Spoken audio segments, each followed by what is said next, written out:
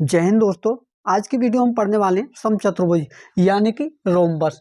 तो देखो, पहले हम ये जानते हैं कि हमारा रोम्बस होता क्या है और जिस पर जितने भी आपके क्वेश्चन बनते हैं क्षेत्रफल पर आधारित, परिमाप पर आधारित, जितने भी फॉर्मूले हैं उन्हें क्या करेंगे, हम निकालेंगे। और आज के बाद अगर आप क्वेश्चन में एग्जाम में भूल जाते हो तो उन्हें आप कैसे निकाल सकते हो वो आप जानोगे। ठीक है, तो 5 मिनट के बाद आपको सभी आ जाएंगे कैसे हम निकालते हैं। ठीक है, तो देखो, सबसे पहले हम ये जानते हैं कि हमारा जो समचतुर्भुज है वो होता क्या है। तो देखो, समचतुर्भुज एक ऐसा चतुर्भुज होता है जिसकी चारों भुजाएं क्या होती हैं, बराबर होती हैं। यानी कि चारों भुजाएं क्या होती हैं, बराबर होती हैं, बराबर माप की होती हैं। ठीक है, और उसके बाद में देखो क्या होता है कि जो सामने की भुजाएं होती हैं, विपरीत भुजाएं, वो एक दूसरे क्या होती हैं, समांतर होती हैं। यानी कि ये भुजा इसके समांतर होगी और ये भुजा इसके समांतर होगी। ठीक है, समांतर होगी, ये आपको समझ में आया। और देखो होता क्या है, अगर ये डायगोनल हमारे यानी कि विकर्ण मान के चलिए, हमारा पूरा एक है D1। ठीक है, ये D1 है और ये क्या हमारा D2 है। तो ये जो एक दूसरे को जब काटते हैं तो क्या होता है कि बिंदु O पर काटते हैं, यानी कि बिंदु O पर काटते हैं। और जिस बिंदु पर काटते हैं वहां क्या होता है कि वो पॉइंट जो होता है वो उन्हें बराबर भागों में बांटता है। जैसे कि ये D1 है तो ये क्या हो जाएगा आपका D1/2, यानी कि आधा ही हो जाएगा, और ये हो जाएगा आपका D1/2। ठीक है, और उसी प्रकार ये क्या होगा, जो आपका दूसरा डायगोनल है जिसका पूरी लंबाई क्या है D2, तो ये हो जाएगा आपका D2/2। ठीक है, और ये भी क्या हो जाएगा D2/2। तो ये क्या हो जाता है, जो जिस बिंदु पर एक दूसरे को काटते हैं डायगोनल, वहां क्या होता है कि ये एक दूसरे को बराबर भागों में बांटते हैं। ठीक है, तो ये तो हो गई आपके समचतुर्भुज की बातें। ठीक है, जो आपको याद रखनी है कि इसकी जो विपरीत भुजाएं होती हैं वो एक दूसरे को दूसरे के समांतर होती हैं और सभी भुजाएं क्या होती हैं, बराबर होती हैं। ठीक है, ये हो गया आपका समांतर चतुर्भुज। लेकिन एक पॉइंट और है कि ये समांतर चतुर्भुज के जो विकर्ण हैं एक दूसरे को जो काटते हैं तो 90 डिग्री के कोण पर काटते हैं। कितने पर? 90 डिग्री के कोण पर। तो इन दोनों के बीच में कितने डिग्री का कोण है? 90 डिग्री का कोण है। ये बात भी आपको ध्यान रखनी है। अब देखो, इसके बाद में हमें क्या निकालना है कि परिमाप हम कैसे निकालेंगे। तो देखो, परिमाप के लिए सिंपली आपको करना क्या है, देखो परिमाप। ठीक है, परिमाप या पेरीमीटर। तो देखो, परिमाप का मतलब होता है जो उसके और पास की जितनी भी भुजाएं हैं उन सभी का योग। यानी कि एक भुजा ये है, 1 2 3 4, यानी कि चारों भुजाएं बराबर हैं, तो आपका कितना हो जाएगा परिमाप? 4a। ठीक है, परिमाप हो जाएगा आपका 4a। अब वहीं आपको निकालना हो कि क्षेत्रफल कैसे निकालेंगे। तो देखो, क्षेत्रफल के लिए मैं आपको सीधा बताऊं, क्षेत्रफल आप कैसे निकालोगे। देखो, क्षेत्रफल में अगर आपको आपको विकर्ण की वैल्यू दी हुई है तो वहां से आप कैसे निकालोगे कि हमारा क्षेत्रफल कैसे निकलेगा। तो देखो, पहले आप ये देखिए कि मैं अगर इतने भाग का मैं क्षेत्रफल निकालूं, जैसे कि यहाँ से यहाँ तक ये हमारा एक त्रिभुज है। ठीक है, और ऐसे ही त्रिभुज के भाग कितने आपके पास? 4 हैं। तो मान के चलिए मैं पहले इस भाग का निकालता हूँ, इस त्रिभुज का क्षेत्रफल। तो देखो, क्षेत्रफल कैसे निकलेगा, त्रिभुज का क्षेत्रफल। त्रिभुज का क्षेत्रफल देखो कैसे निकालते हैं। त्रिभुज का जो समकोण त्रिभुज होता है उसका जो क्षेत्रफल होता है उसका फॉर्मूला होता है आपका 1/2 बेस इंटू हाइट, यानी कि आधार गुणा ऊंचाई। ठीक है, आधार गुणा ऊंचाई, ये आपका फॉर्मूला होता है समकोण त्रिभुज का। ठीक है, तो 1/2, यहाँ आप देखिए कि आपका जो आधार है वो देखो, आधार क्या होता है, जिस पर हमारा कोण 90 डिग्री का कोण टिका होता है वो होता है हमारा आधार। और उससे जो सामने की जो भुजा होती है वो होती है हमारे कर्ण, यानी कि कोण के सामने की भुजा जो होती है वो होती है हमारे कर्ण। और जो ये कोण है यानी कि ये भुजा है वो क्या होगी हमारी लंब। ठीक है, तो क्या होगा, देखो ये जो आधार है हमारा क्या होगा D2/2 और इंटू D1/2। यानी कि आप इसको आधार मान लीजिए या फिर इसको आधार मान लीजिए, बात एक ही है। ठीक है, क्योंकि दोनों क्या है हमारे समान है। तो देखो क्या होगा हमारा, यहाँ से एक त्रिभुज के जो भाग का क्षेत्रफल निकल के आएगा वो क्या आएगा, देखो 1/2 इंटू 2 यानी कि 2 दूनी 4, 4 दूनी 8। तो लिखना 1/8 इंटू ये हो जाएगा D1/2। तो यहाँ से जो निकल का आया ये आ गया आपका एक त्रिभुज के जो भाग है इसका क्षेत्रफल। ठीक है, अब हमें क्या निकालना है, हमें निकालना है पूरे इसका क्षेत्रफल। तो कैसे निकालेंगे हम, देखो यहाँ से क्षेत्रफल निकालेंगे हम, तो 1/8 इंटू D1/2। ये है हमारा एक इसका भाग, जो एक क्या है हमारा एक त्रिभुज का भाग है। तो ऐसे भाग कितने हमारे पास, 1 1 2 3 4। तो इसमें क्या करेंगे हम 4 से गुना।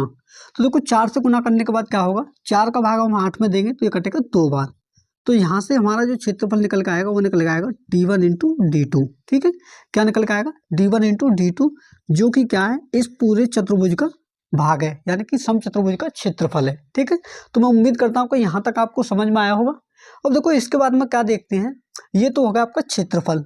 अब इसके बाद में क्या होता है कि आपको जो है, जो आपको विकर्ण निकालना हो, यानी कि एक भुजा निकालनी हो, कैसे निकालेंगे आप, जब आपको विकर्ण दिए हुए हों तो कैसे निकालते हैं हम। तो कोई ये है हमारे त्रिभुज का जो क्या कर्ण है, तो देखो कर्ण के स्क्वायर बराबर होता है हमारा, देखो कर्ण का स्क्वायर बराबर होता है हमारा, देखो लंब का स्क्वायर। ठीक है, लंब का स्क्वायर प्लस के आधार का स्क्वायर। ठीक है, तो यहाँ पर क्या है, देखो कर्ण क्या है हमारा, इसमें ये हमारा ए, तो यहाँ का करेंगे हम ए स्क्वायर बराबर, तो लंब क्या है हमारा D1। ठीक है, तो यहाँ का करेंगे हम D1/2 का होल स्क्वायर प्लस क्या करेंगे, आधार क्या हमारा D2/2, तो इसका भी क्या करना होगा हमें होल स्क्वायर। तो देखो होल स्क्वायर करके जब करेंगे तो क्या आएगा, देखो ए स्क्वायर बराबर D1 का होल स्क्वायर बटे में 4 प्लस यहाँ क्या होगा D2 का होल स्क्वायर बटे में 4। तो जब आपका एलसीएम सेम है, यानी कि हर सेम है, तो क्या करते हैं, जो संख्या है हमारी एलसीएम क्या आ जाएगी, 4 ही आ जाएगी। तो 4 का गुना करेंगे हम यहाँ, तो यह हो जाएगा हमारा 4A स्क्वायर बराबर D1 स्क्वायर प्लस के D2 स्क्वायर। तो जब भी आपको भुजा निकालनी हो, किसी जो समचतुर्भुज है उसकी भुजा निकालनी हो और डायगोनल आपको दिए हो, तो आपको सीधा फॉर्मूला निकालना है कि 4 इंटू ए स्क्वायर बराबर D1 स्क्वायर प्लस D2 का होल स्क्वायर, यानी कि दोनों के विकर्ण का स्क्वायर जो होगा उसका 1/4 वो आपके विकर्ण जो कर्ण के स्क्वायर के बराबर होगा, यानी कि एक भुजा के स्क्वायर के बराबर होगा। तो अब क्या करते हैं, हम इन पर आधारित एक क्वेश्चन लेते हैं, जिससे क्या करेंगे, इन सभी को क्लियर करेंगे। ठीक है, तो देखो हमारा पहला क्वेश्चन है, यदि किसी समचतुर्भुज के विकर्ण 24 सेंटीमीटर तथा 10 सेंटीमीटर हो तो इसका परिमाप तथा क्षेत्रफल क्या होगा। यानी कि आपसे एक समचतुर्भुज है जिसके आपको दोनों विकर्ण दिए हुए हैं, पहला विकर्ण है 24 सेंटीमीटर, दूसरा विकर्ण है 10 सेंटीमीटर, तो आपसे इसका परिमाप और क्षेत्रफल पूछा है। तो देखो कैसे निकालेंगे, देखो निकालने के लिए सिंपली आपको करना क्या है, पहला जो विकर्ण है यानी कि D1 उसका मान है 24 सेंटीमीटर। ठीक, और दूसरा विकर्ण जो D2 है उसका मान है 10 सेंटीमीटर। तो अगर आपको परिमाप निकालना है तो सिंपली क्या करना है, जो चारों भुजाएं हैं उससे कैसे निकालेंगे। देखो विकर्ण के लिए मैंने आपको सिंपल बताया था कि जब भी आपको परिमाप निकालना हो तो पहले निकालते हैं भुजा।